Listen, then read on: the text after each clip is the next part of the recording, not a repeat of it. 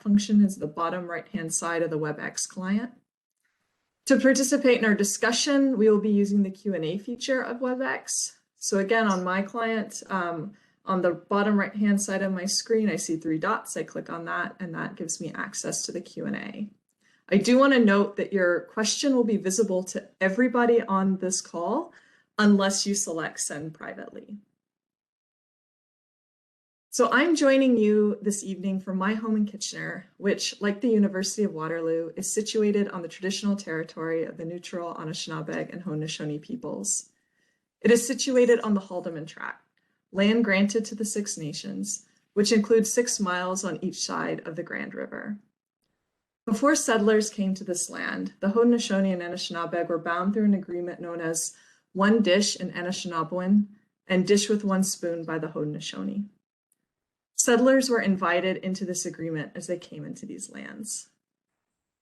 For me, as a white settler, offering a land acknowledgement is a practice of naming white supremacy. In her memoir, I'm Still Here, Black Dignity in a World Made for Whiteness, Austin Channing Brown says this: "The ideology that whiteness is supreme, better, best, permeates the air we breathe, in our schools, in our offices, and in our common life. White supremacy is a tradition that must be named and a religion that must be renounced. When this work has not been done, those who live in whiteness become oppressive, whether intentional or not." As trauma therapist Resmaa Menakem teaches us, white supremacy is not just a tradition. He offers us the language of white body supremacy. So white supremacy is embedded within our institution. It is part of our history and alive in current policies and practices in ways that prevent Indigenous and Black bodies from being at ease in the way that white bodies are at ease. So I am committed to making space for Indigenous and Black leadership on campus, for refraining from and naming tone policing, and to decentering whiteness in the courses that I teach. I've said this publicly to all of you, and it's being recorded, so you are all able to hold me accountable for these words. So thank you for being here. And I would now like to welcome the University of Waterloo President, Feridun Hamdalapur, to share his greetings with you.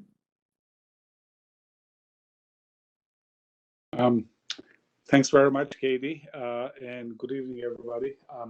First of all, thank you so much for having me to celebrate, be part of this really important celebration.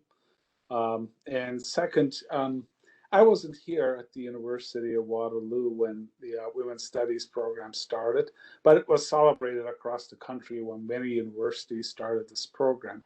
But I'm delighted to see the evolution of Women's Studies program into gender and social justice program. Right at the outset, let me thank and congratulate those who provided leadership in seeing this program through.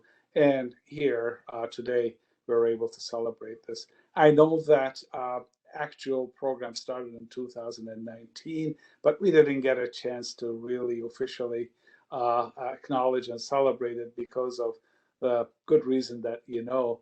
But I should tell you, it was also a very important year last year for all of us to recognize that inequalities existed in our society related not only to gender, but also race, class, and other contexts. So very important conversations about inequality have been brought into public eye, and it's clear that gender cannot be examined in isolation, and you and your colleagues are making this abundantly clear to everybody. So as a university, as a society, I think it is time for us for the gender and social justice program and also departments across the university to truly examine the intersections of gender with race, indigeneity, class, sexual orientation, disability, and other dimensions of identity. And again, let me acknowledge with gratitude and recognize the work of the entire team involved in bringing the new program to life. I am immensely proud of your work immensely proud on behalf of the University of Waterloo that our institution is moving ahead with this initiative. Um, I should also mention, you mentioned, or I saw her name popping up here that just joined us. My former colleague, many times I called her my friend, Shannon D, is also here to celebrate this with us. And I also know that she was the former director of the Women's Studies program here at the university. Shannon, I still whenever we have a Senate meeting, I look around as if I'm going to see you at the Senate meeting, and I tell you that I miss you. Hope you're not missing us too much as you move to the University of Regina, and I hope that you're doing well. But I'm glad that you were able to join us, and I acknowledge your previous contributions for this program and also leading the charge to establish this gender and social justice program. You have a very exciting, interesting evening ahead of you. I wish you all the best, and I couldn't be more proud that you came up with this initiative and you're launching it now. All the best to you. Have a good evening. Thank you so much again for having me to be part of this evening. Thank you so much, President Hemdallapur. We have a wonderful welcome video from my member of Provincial Parliament, Laura May Lindo. Unfortunately, one of the challenges we've had is that the ability for me to play sound through my computer seems to have disappeared between our practice run earlier and right now. So my colleague is going to post that practice video for us through the multimedia share function so that you are able to watch it on your own time. And I would like to just say thank you so much to MPP Lindo for sending that welcome video, for being a fierce advocate for students and for the people of Kitchener-Waterloo. I know that you're a wonderful community leader for us. Thank you. So now I'd like to introduce our very special guest speaker, Shree Paradkar. Shree is an award-winning journalist who is currently a columnist at the Toronto Star and focuses her work on anti-oppression issues. In 2020, she became the first internal ombud at the Star. Her talk tonight, Rise, Disrupt, Change, and Do It All Over Again, comes from research she conducted as part of her tenure as the 2018-2019 recipient of the Atkinson Fellowship in Public Policy from the Canadian Journalism Foundation. So Shree, I will now invite you to take this screen. Hi, everybody. Thank you so much, Professor Fulfer, President Hemdallapur, and Shannon D. I'm pleased to see that you're here. Thank you. You're the one who set the ball rolling on this conversation tonight. And to everybody who's gathered here, I must say that you are likely essentially optimistic people to have shown up here to spend some time with a complete stranger who you hope makes sense. So I really appreciate that. I'd like to begin today by telling you about a story that I was reminded of this weekend, which is the story of the flower on my head. And I hope that through the story, I'm able to take you through a discussion of some of the unspoken social arrangements that determine so much of our lives, but also about disrupting them. So, for as long as I can remember growing up in India, my body was the object of much surveillance. I was, when will you stop wearing jeans? That skirt is too short. That hair is too poofy. Too long, too short. Why did you go out in the sun? Why are you so tan? Oh, how light-skinned you are. And I came to Canada 15 years ago and I thought, modern Western country, right? No more sexism. So here there were different kind of comments. Are you coming to the party dressed like a Christmas tree? And then racism brings its own sting. Race, which is premised on inferiority of skin color, also starts gathering other items to make inferior. Your ethnicity, your accent, your religion. Racism makes you hyper visible, but also weirdly invisible. You're pulled up when there are small errors, but you're never recognized when you do good. So now here I am, confused for another brown skinned person repeatedly. Some people refuse to say my name. Others get mad if I walk past and I'm a tad too close. And then some fetishizing. Nobody looks at white girls anymore. Or I've never done a brown girl. Or you're not like other Indians. Meanwhile, you're having to make space on the sidewalk because the suited men and women come barreling down. They simply don't see you. At this point, I'm guessing a lot of people are nodding because, of course, though many of us get this at varying degrees, it's our darkest skinned brothers and sisters that bear the brunt of it, of having bodies judged and policed. And so I go through, muddle through all this and persist, as they say. How do you get taken seriously? I didn't grow up in the poison well of racism, and I needed guidance to navigate my space in this social and racial landscape. Black feminist thought began to show me the light. At first, it was Americans, bell hooks, Toni Morrison, nuggets of speeches. I wasn't doing any major academic reading. And then it was Canadians, Beverly Baines, Robin Maynard, Andrea Ritchie, Idil Abdullahi. And I must confess, through it all, having another place I could call home was a major safety valve. There was another place I could go to and belong without question. It's when I was going through all this that I bring you back to the flower. I like wearing flowers. I wish they were real, but Canada, the weather, right? So I wear one occasionally. And about 5 years ago, when I was backstage of a TV show, a makeup artist said to me, you'd be taken more seriously if you took that flower off. Expletives exploded in my head. I forgot what I was there for. And all I remember thinking was expletive, expletive. I'll be damned if I ever not wear a flower on my head. Take it or leave it. Perhaps the straw had broken the camel's back at that moment, but I like to think that the straw had strengthened the camel's spine instead. Because that was the moment that crystallized something for me. I was never going to fit in, and I refused the contortions that are expected of me to fit in. That liberated me. And this is how I believe our bodies that are so surveilled also become the site of resistance. Some women do it with clothes, with art, with art on their body parts, with piercings. Others do it with articles of faith. They either refuse them if they feel they are being forced to wear them, or they insist on putting them on as resistance. Our body as a site to display our choice makes it a site of disruption. For what is freedom if not the freedom to choose? And what is disruption if not the questioning of what is normal?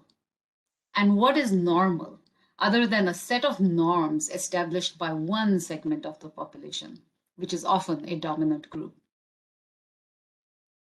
There is nothing normal about the time that we are living in. Even before the pandemic, we were living amid a myriad of protests.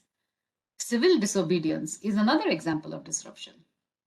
We had protests against coastal GasLink pipelines running through unceded Wet'suwet'en territory, huge demonstrations roiling politics in places as diverse as Chile, Hong Kong, Lebanon, demonstrations for democracy in Sudan, protests against erosions of Muslim rights in India.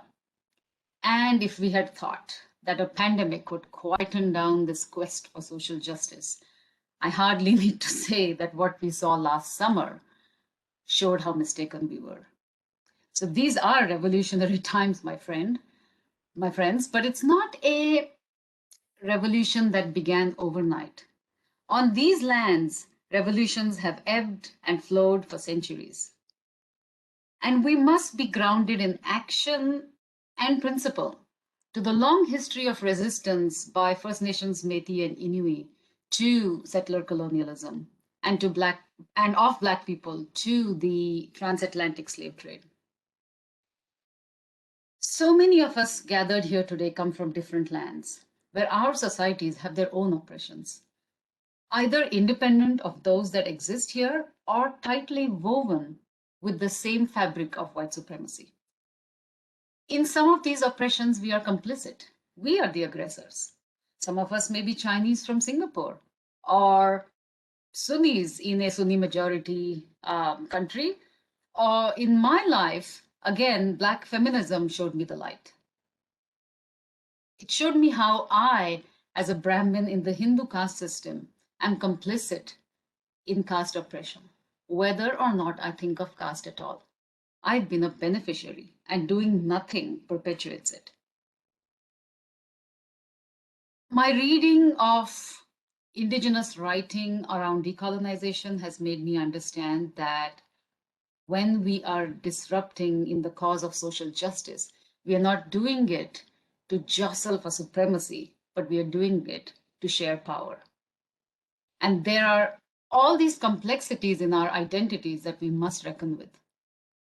For without the work of internal self-reflection, we cannot build an inner conviction to challenge those oppressions.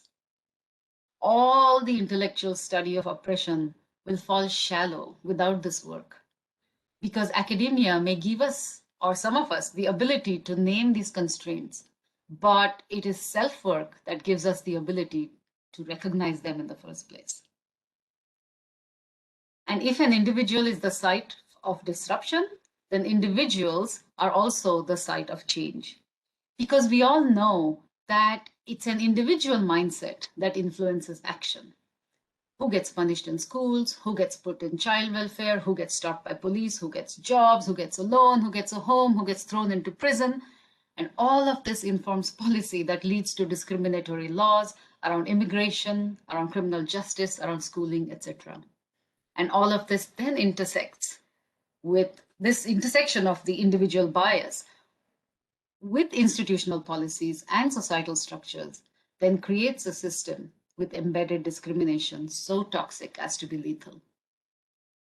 We are impacted by varying degrees of oppressions, but if we want to truly disrupt the status, then we obviously have to focus on those most affected.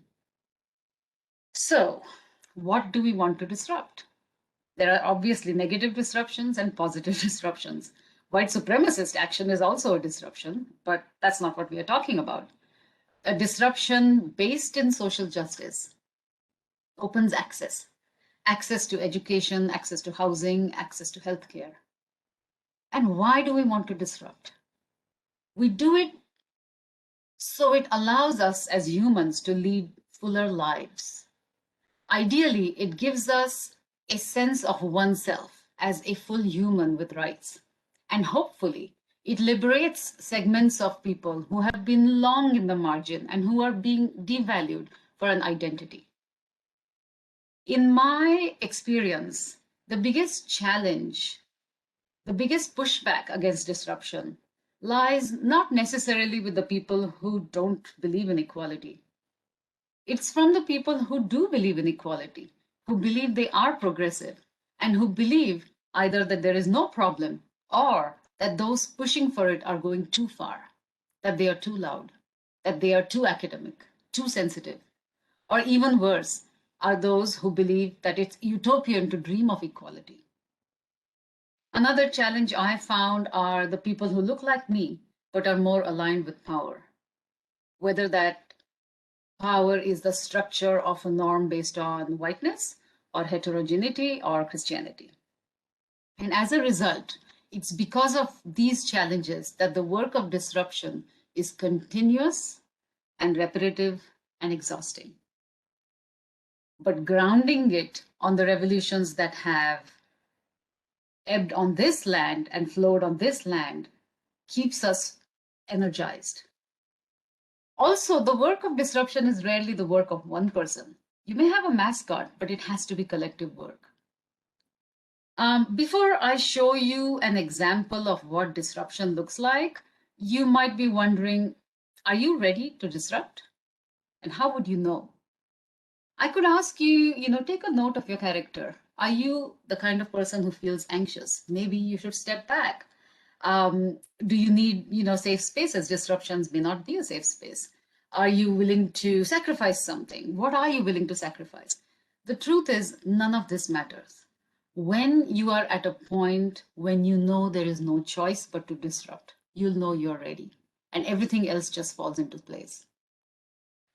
With that, I'd like to ask Katie to show a quick 5-minute video. It's a story that I was proud to report on and produce in 2019 during my Atkinson Fellowship when I went among various places to this magical school in Lucknow in India. And it's a place where I found a true example of what education for girls can look like. So here is an actual example of what disruption looks like. It's a 5-minute video. Yes, and when we were testing this earlier, we didn't hear the sound coming through my computer. So I've got the video on my screen captioned. And Matt's also put a link to the video in the chat. So if you prefer to listen to it, you can click on that link in the chat and listen to it and then come back when you're done.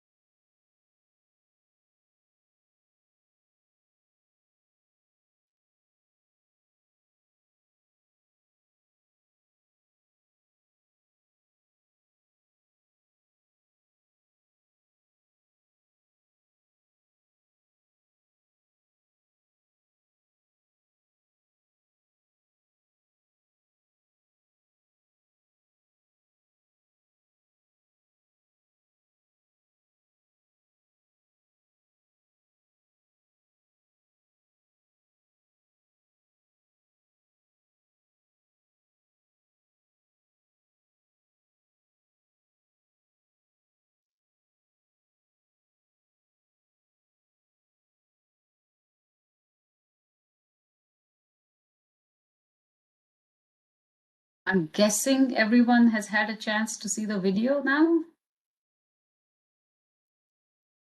So I hope that the takeaway from an institutional point of view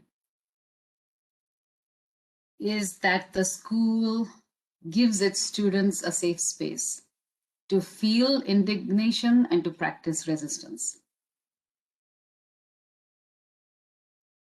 One of the things I learned during my Atkinson Fellowship, which took me to multiple places, to New Zealand, as Professor Fulfer mentioned earlier, to Baltimore, across Canada. And all the people who didn't know each other, have never met each other, were coming to the same conclusions, that schools and places of learning have to value language, culture, and identity, and that a curriculum has to reflect the students. And so it was really important for me to hear Professor Fulfer talking about decentering whiteness. I often get told that my work is divisive. People who've not been challenged to think about these things say that. But I hope that the video shows that disruption can be very nourishing for the people who've always had to watch from the outside in. We build off of each other. Hearing other people speak frees us to speak up. And one of my learnings from First Nations, Inuit, and Métis people is my hope that we all disrupt in an attempt to be good ancestors. I'd like to end my talk now by sending love and solidarity to all the East Asians in Canada, in the US, and Pacific Islander communities that have seen this spike in hate crimes from the beginning of the pandemic, and that saw it culminating yesterday with a white man shooting 8 massage parlor workers in Georgia. With that, I'd like to end. Thank you for listening, and I'm here if you have any questions. Thank you so much for leading us through that, Shree. That was wonderful. So just to remind you all, we have the Q&A function in the right-hand corner of your WebEx client, at least if you are using the client and not the web browser. You can insert a question there. While questions are coming through, maybe I'll say like something that really stood out to me. You said it early on and then you said it again at the end, was that disruption can be energizing. And then at the end of your talk, you talked about how nourishing it can be. And towards the end, you connected that to community, that doing this work with others is part of its nourishing work. So I wonder, Shree, if you could say a little bit more about this balance between, or maybe not balance, but how to find those energizing moments in disruption instead of just the draining moments, because it is hard work. People who do this work, we know it's draining, we know it's tiring, we know it's often unrecognized. Could you say something about that, the energizing versus the draining nature? For sure, yeah. I mean, I think the draining parts can be not just being unseen, which has its toll, but also not being supported and having to fight the same thing over and over again. It can be draining, but I find, and I say this as somebody who was alone in this country, that it's really important to find a network of like-minded people. Often these are not family. You can have a relationship of love with family, but we all probably have family members who are not at the same point in what I call a continuum of understanding issues of oppression. And so it's really important. Sometimes people find, as I did, that community on social media, strange as it is to say, because social media is considered such a toxic place. But there may not be anybody in your friend circle, in your family circle, that thinks like you. And that can be, it's in itself very, very tiring because you are constantly ambushed. I find having a community makes a big difference. You can have a WhatsApp group, for instance, and you share a little bit of, some of the abuse that comes your way, just knowing that you're not alone. And then always for me, I find if I take a back step, take a day off, take 2 days off, just, think about other things, gardening maybe, or something that nourishes me physically. I find that when I come back and I ground myself with the long perspective of where we are today, and not just see it as I've asked, we've fought for this and we got nowhere, but see it as part of a long, long process, and making sure that we are in that process, that we are good ancestors, and that people coming after us don't look back and think, oh, why did you do nothing? You saw what was going on. Why did you do nothing? And I think that's really important for me to know that I've done something. And so whatever the result is, I focus on the action, and that sort of gives me hope. It gives me hope because it takes me and my ego out of it. It takes just it's just a focus on the action, and not necessarily whether the reaction coming from other places. Thank you. Oh, I have so many more questions, but so do other people. So we will turn to some of these questions. So it's from one of our audience members, and I'll just read the question out loud. There is a big move to encourage women to enter the workforce and succeed to the same extent that men succeed at high levels in the workplace. But there is not the same push to encourage men to take on the lead role in supporting the home and the children. Without encouraging men to enter the home force, which is put in quotation marks, I can't see how we will ever achieve gender equality in the workforce. Can Shree comment on this? Wow. I grew up with so much of this, and so much resentment and anger at the time against men. And what can I say? That's the kind of gender knowledge or education that has to happen from school, and from elementary school. And I do believe that when we talk about a feminist education, it's not just about hashtag girl power, hashtag girls are great. It's also about giving girls the confidence, but also showing boys why home and craft and art and relationships are also all gender issues. They don't, whereas I find even with my own children, I have a girl and a boy, and I see the difference in the messages that they are getting from the education system.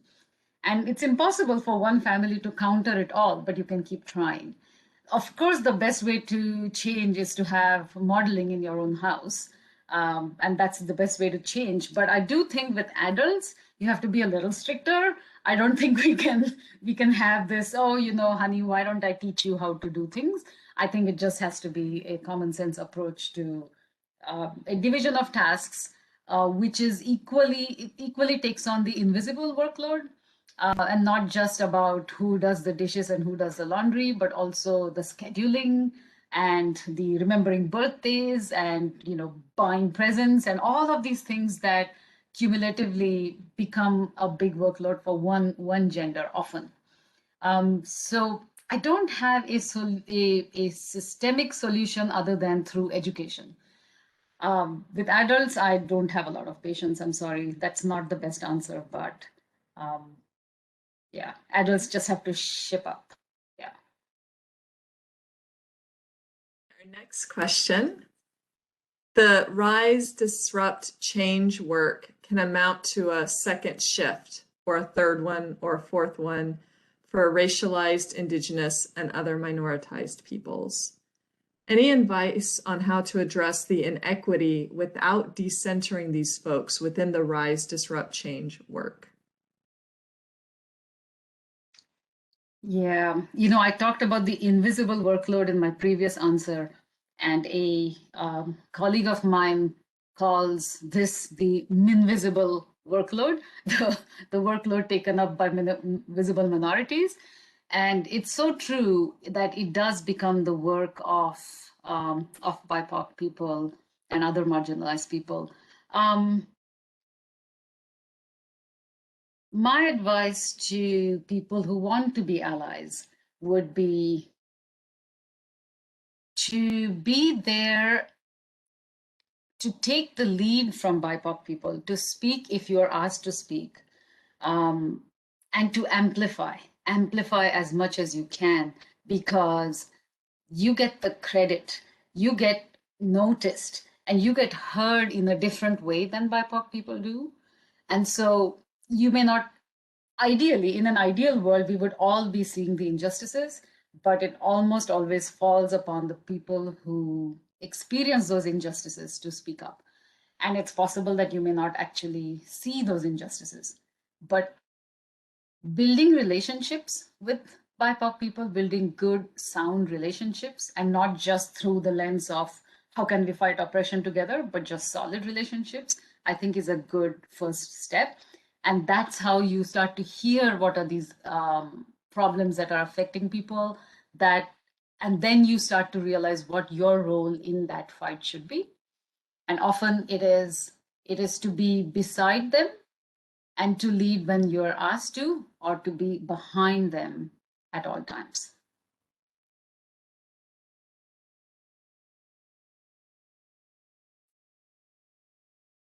I might insert one of my other questions. I really appreciate that, that emphasis on building relationships, because I think it can be easy to be like, for white people, for example, to come into a space and say, okay, like I want to help, I want to do something, here I am. But if there's not that trust and that relationship building first, it's going to be a very difficult sort of enterprise. I wanted to insert a question. I noticed in the video you shared, one of the educator talked about how, this school had created this wonderful culture and environment for the girls' education. And that reminded me of the quote that I read from Austin Channing Brown, who talked about white supremacy being in the air we breathe. Like they both talked about the air or the environment. And I wondered if you had seen any other concrete examples in your research during your fellowship about ways in which people did culture change, because I think that's often some of the hardest aspects to get at is organizational change, culture change within organizations. I did see a lot of culture change. One thing, I'll get to that. The one point I do want to make about building relationships is here in Canada, I often write about people's anti-Black racism experiences and places of learning, whether they're schools or universities. And I find that at the root cause of those problems are the lack of relationships, that even if universities have diversity, equity, inclusion initiatives, that a lot of that is coming from a checkbox or a reputational management point of view, and not an actually changing lives or listening and humility and decentering point of view. So that's something that I do want to say, because often all of the stories that I've written about have had one common thread, and which is that it's something small that sparks it off. It's always something so small that could have just been dealt with a sincere apology and a sincere opening up to see what was wrong, which instead turns into a stubborn closing of doors, of digging in heels and covering up, and then reputation management, and it snowballs and snowballs, and a lot of other toxicity then comes to the surface. So that relationship building, I do think, is key to a lot of the problems. In terms of it's in the air, I saw a fantastic example of culture change in New Zealand. When I went, there was a professor, Mary Berryman, who's Maori, and she and another professor, Russell Bishop, are architects of a program called Te Kotahi Tanga in New Zealand. and they have transformed education in New Zealand. And they have done this by training teachers. A lot of their statistics are the same as ours, where teachers are mostly female, mostly white. Maori students are, have very similar statistics to First Nations students here. And they changed the culture by engaging with the teachers through what is called a blended learning program, where you have partly face-to-face and partly online learning program, and it's 18 months long, and it's a lot of reflexivity, so it's a lot of thinking about what you're thinking. And the first 2 days begin with the mostly white teachers gathering in a marae, which is like a place where Maori families gather, and you stay there for 2 days, and that is often for many of the teachers the first experience of being minoritized. It makes them more vulnerable and open to the idea of respecting other cultures. And then they work on that training, and they also work on making it leaderless. So each person halfway through their training then starts training other teachers, and they have spread this across schools. And they have found such a change in their education system, such a change in the confidence of their students across schools. So it's not just a one school measure, but across schools. And such a change in the academic performance as well, and various well-being outcomes as well, that that is something else to see. I wish you would all had come with me, or I wish I could share it. I did share it in a story, but it was very, very inspirational. And that's where I met teachers who were close to retirement, who said that they were exhausted and they had been so tired, and they came back from retirement because they found themselves so renewed, because they found a way to share power in the classroom. For a teacher to share power, they said it is extremely hard in the beginning, but to value the prior learning that a student comes from. And you have your class lessons, but you may think you're going to teach something, but if the students have other questions, to take it where students want to go is one of their most enriching experiences. And so there was a lot to learn there. Excellent, thank you. Okay, our next question. In relation to your hashtag powerful girls comparison, you often hear people comparing feminism as empowering young girls and giving them the tools to succeed. However, you don't often hear about people using feminism to educate and empower men on consent and their role in dismantling the system as well. Where do boys and men fit into feminism, as issues like sexual assault, rape, etc. are men's issues as perpetrators? How can we encourage them to become better allies?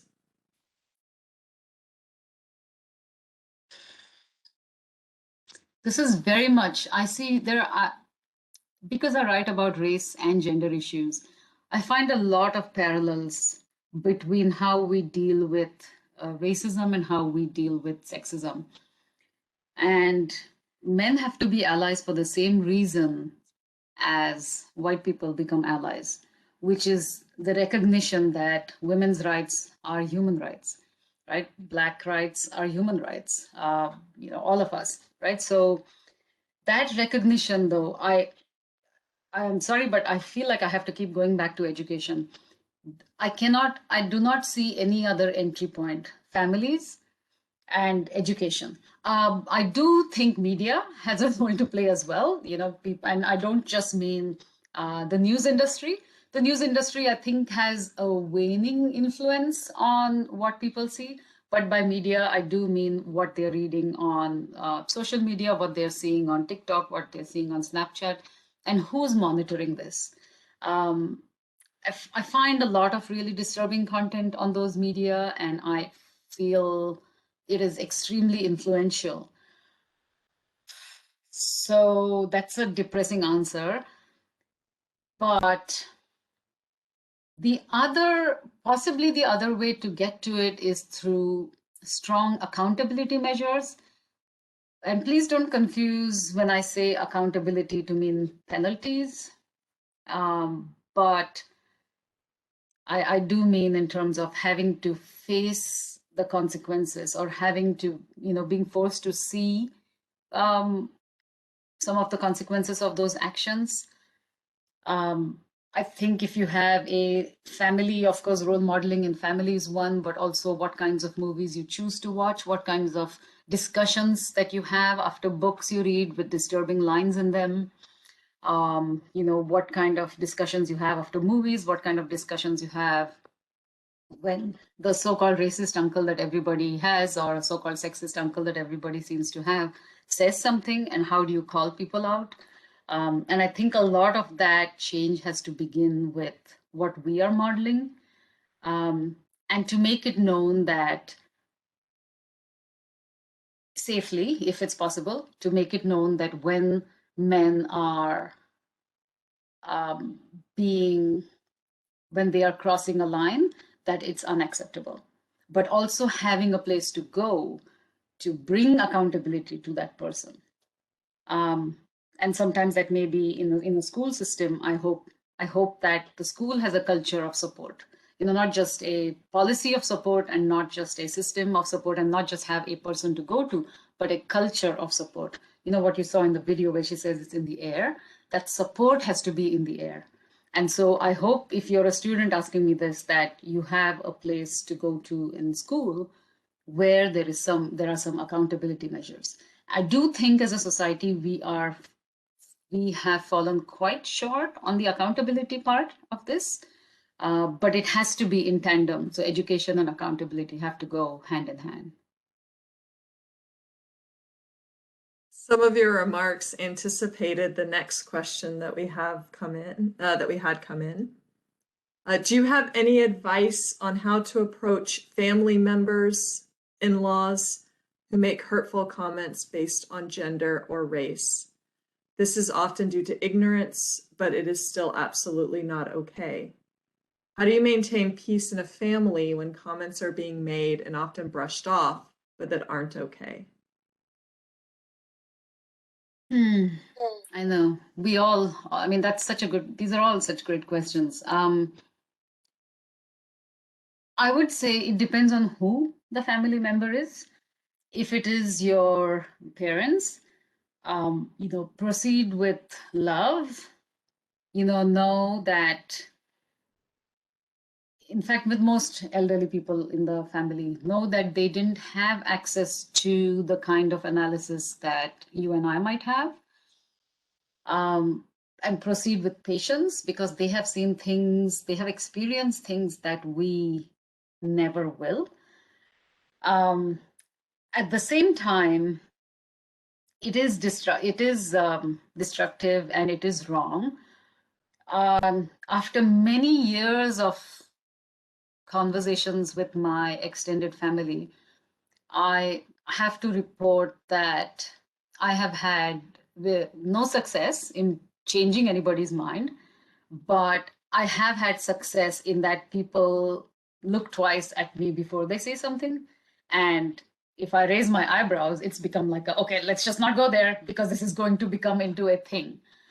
Is that success? I don't know. What I do know is you can't actually change people's minds. You can explain things to people, but you cannot understand it for them. And so you have to be clear about what your line is.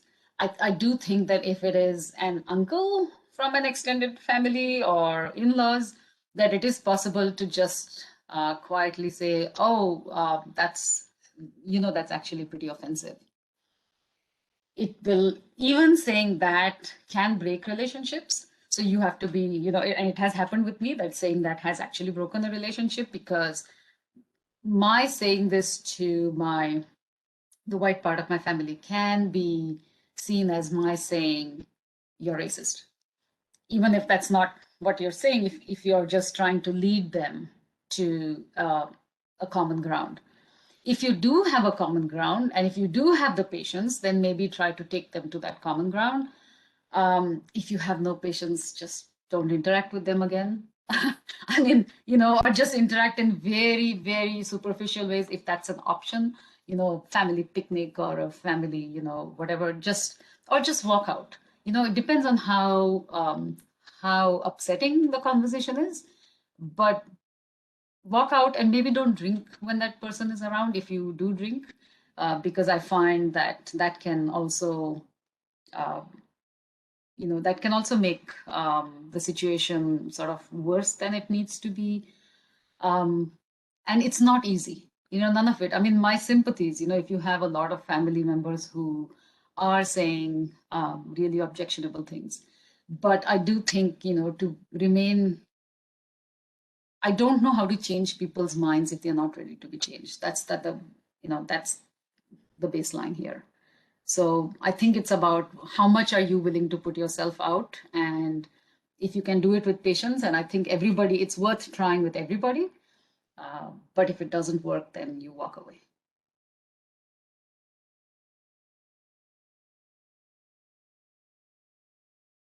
As you were talking, I just kept going back to what you said previously about the importance of relationship building for setting these contexts. And I think, I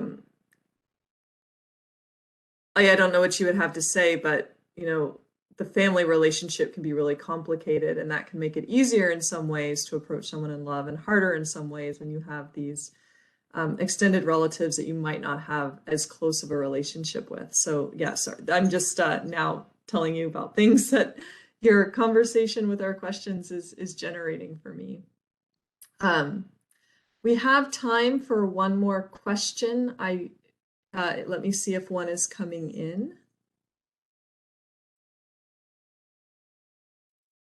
Maybe while we're waiting to see if there's a last question that comes in, Shree, can you tell us a little bit about what you're working on now?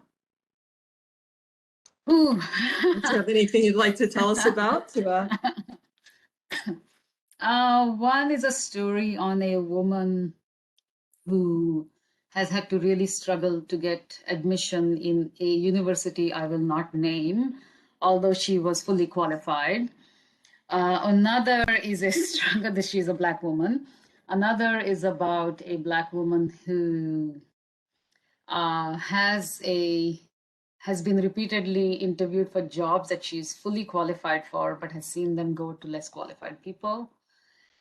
And then there are COVID stories and vaccines. And today, the column that I wrote today was about how I spoke to two doctors who talked about how phase 2 of our vaccines are ignoring essential workers who should have been prioritized, but instead vaccinations right now are just going by age. And the doctors are saying you need to go not just by age, but also by exposure risks. And so if somebody is a factory worker, they have a far higher risk of exposure to COVID than somebody who is, at home, even if they are older and they have a home and they're retired and don't need to go out. So multiple things. So yes, yeah. Thank you for that teaser. So we all know that we can find Shree's work on the Toronto Star, and also to follow Shree on Twitter if you're there, because your Twitter feed is always so informative to follow. Let me just express my great gratitude for you being here tonight with us to help us celebrate the launch of our Gender and Social Justice program, for being open to doing it in a virtual format after we had to cancel last April due to the pandemic. Thank you so much. I'd also like to thank the audience. Thank you for being here to celebrate with us. I can see your names, so it's wonderful to see people I know and people I don't know, and to share this with you. I'd also like to thank some of the people who made this event possible. Let me get my print is too big. There we go. I'd like to thank Cora Buchan, Tanessa Carter, Angela Christelis, Matt Doucette, Carla Fair, Doreen Frazier, Chris Lowry, Patricia Marino, and Jenny Saul, who over the past 2 years have worked to help bring this together. And I'd also like to express my great thanks to my colleague Shannon Day for all of her leadership, for shepherding women's studies and leading it into this new era of gender and social justice. To you and to all the former coordinators of women's studies, thank you so much. We really appreciate it. Okay, so thank you all for being here. Thank you, everybody, and thanks for listening and asking your questions. And I'm on Twitter, and if you have stories to share, you know, my email is on online. So just reach out.